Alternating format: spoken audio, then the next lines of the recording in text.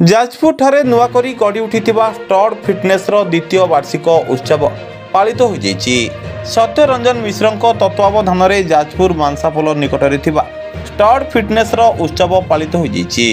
एही उत्सव में अतिथि भाव भुवनेश्वर फिटनेस भाव बेस परिचित चुटकुदूत और ढेंकानाल आसीथिबा शुभंकर राउत जोग देथिले।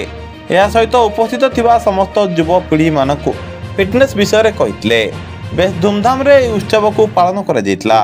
ए उत्सव रे स्टड फिटनेस रे प्रशिक्षण नेउतबा समस्त युवक युवती उपस्थित थिले। जाजपुर सोमनाथ साहू को रिपोर्ट, सूर्यस्त न्यूज। ना भलो प्लेटफॉर्म करचंती। जाजपुर आगुरु एमिति नथिला। आगुरु माने आमे तो स्टार्ट करथिलु एमिति एटमॉस्फियर भी नथिला, केमति एम्बियंस नथिला।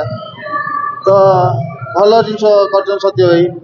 तो माने भलो खाଇବା खातु शॉर्टकट प्रति बेसी किए कौन कला कि कौन है कौन से सब जिन न भल खाया खातु, भल वर्कआउट करूँ, भल रेस्ट नियंतु, निश्चित भल फिजिक बाहर।